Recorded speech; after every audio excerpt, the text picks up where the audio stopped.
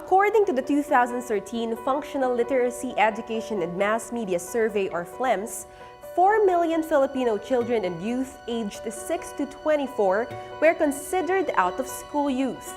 This is evident in some major areas in the Philippines, where education is still considered a luxury. But for Hernando Guanlao, Melissa Villa, and Christopher Valentin, education is for all and no one should be deprived. I'm Joyce Ilas, and this is our story.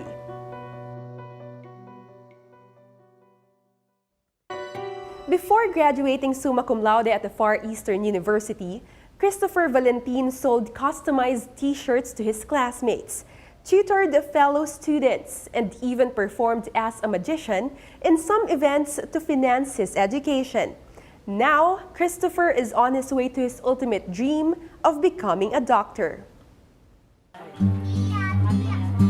Alam ko naman sa sarili ko at sa pamilya ko na hirap kami, na yung pagkakaroon ng magandang edukasyon ay kailangan ng dagdag tiyaga kumpara sa ibang tao.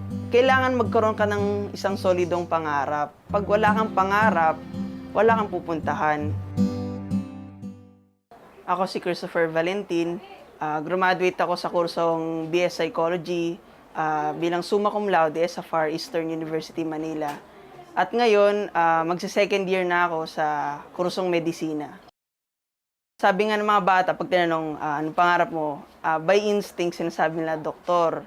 Pero yun, naisip ko din na kasi sa lugar namin, parang dito sa community namin, parang ramdam ko din talaga yung need ng healthcare service. Yung ospital, parang na-equate namin sa gastos. Hospital gastos, doktor gastos. Hindi na namin parang pinangarap pumunta or magpa-admit sa hospital, which is nangyari nga sa akin until now, never ko pa na-experience magpa-admit. So doon ko nahugot yung pangarap kong maging doktor. Pagka-graduate ko ng high school, nag-try ako sa UP Manila, sa UST, sa UE. Actually, lahat doon, pasok ako. And the main problem is yung tuition. So, 1 week before ng pasokan na ng college, nag-decide ako, try ko sa FEU. Then, sa FEU, nung nag-exam ako, na automatic nakuha akong scholar dahil nakuha ko mataas dun sa entrance exam. So, may ganun silang scholarship na entrance scholar. So, doon na ako. Andun na yung libre. Libre na ako makakapasok. Pagpasok ng college, talagang financially challenged talaga kami. Yung kinikita ng tatay ko ay sapat lang dito sa bahay, panggastos sa bahay. Yung pangarap naming maka-aral sa mga magandang paaralan, hindi talaga siya kaya. So, scholarship lang talaga yung maging susi ko sa pagpasok sa pag-aaral. Ang problema ngayon is yung araw-araw na baon, expenses sa school, pa-xerox, libro, notebook, ganyan, mga gamit. So, ang ginawa ko is natutunan ko ng high school yung mag-print ng t-shirt, silkscreen printing.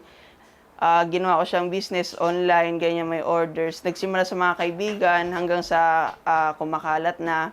Naranasan ko ring mag-tutor ng high school ng math. Tapos, naranasan ko ding maging transcriber sa isang drug company. Tapos, naranasan ko ding buy and sell ng mga magic items sa online din. Tapos mag-magic din ako sa mga parties, sa mga event.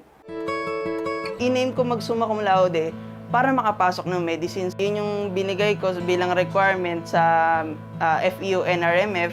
So, kinuha nila ako. Ginawa ko is naghanap ako ng mga benefactors, ng mga sponsors. So, literal na nangatok ako sa mga pinto ng mga drug company, sa mga kung saan-saan na mga mayamang tao na pwedeng magsuporta. At sa awa naman ng Diyos, isang drug company ang sumagot sa kalahati ng tuition ko. Isang private individual, siya yung kalahati naman. Sa pag-aaral ko sa medisina, sobrang hirap talaga. At syempre may mga araw, may mga gabi na ramdam ko na yung pagod. Alam ko lahat yun ay babalik sa akin na lahat ng mga pagod na binigay ko, mararanasan ko din yung ginhawa. Ang mga naging involvements ko, nag-start siya nung college kasi naging humanitarian assistance chamber director ako nung FEU Tamaraw Volunteers. So basically ang ginawa ko doon is nag-formulate ako ng programs para sa mga tribong dumagat. Involved pa rin ako sa mga outreach programs sa Ulingan sa Tondo. Sa TOSP naman, naging involved naman kami sa paghubog ng mga student leader sa bawat paaralan. Ang talagang naging motivasyon ko upang magpatuloy maging doktor is yung estado ng buhay namin ngayon na gusto ko sana may angat kahit papano. Pag naging doktor na ako, gusto ko sana mag-specialista sa surgery. Kasi feeling ko pagka nag-o-opera is significant kang bumabago ng buhay ng taong yon. At pangarap ko din na makilahok dun sa programa ng gobyerno na Doctors to the Barrios. Kasi gusto ko lalo ko pang makita yung estado ng Pilipinas, tsaka lalong higit dun tungkol sa pangkalusugan natin. Kasi alam ko talaga na hirap ang Pilipinas sa ganun at gusto ko sanang ialay yung panahon ng buhay ko para sa mga Pilipino na ito na nahihirapan sa health. Makukumpara ko yung buhay ko sa isang bamboo, sa kawayan. Habang mas mataas siya, mas nagbe-bend siya ng mas mababa. Sumasalamin yun sa buhay ko dahil kahit na marami ka nang na-achieve o marami nang nangyari sa buhay mo, mas maganda na tumitingin ka dun sa kung saan ka nagmula. Kasi kung wala yun, wala ka dun sa kung saan ka ngayon.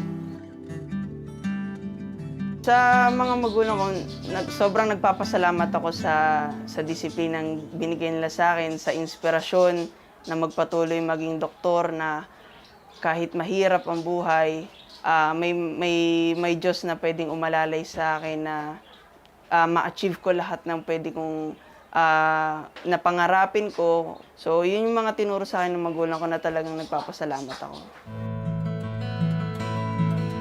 Sa mga batang Pilipino na nangarap, na nahihirapan sa buhay, bilang isang role model, bilang isang outstanding student of the Philippines at bilang Jollibee Ambassador, ang masasabi ko is kung mangarap lang din tayo, hindi dapat yung pwede na. Mangarap na tayo nung sa pinakamataas, sa pinakamasaya, pinakamagaling na pwede natin gawing pangarap. At wag natin gawin yung kung ano lang yung sa tingin natin pwede na, gawin natin yung excellent. Kung pwedeng ibigay ang buong kaya natin sa bawat gagawin natin, gawin natin. Kasi lahat naman yan, patungo dun sa pangarap mong abutin. Access to education is still elusive to many Filipinos. But through the help of different organizations, little by little, it is becoming sustainable and hopefully will eradicate illiteracy in our country. I am Joyce Ilas. Join us again next week as we tell more stories that inform and inspire.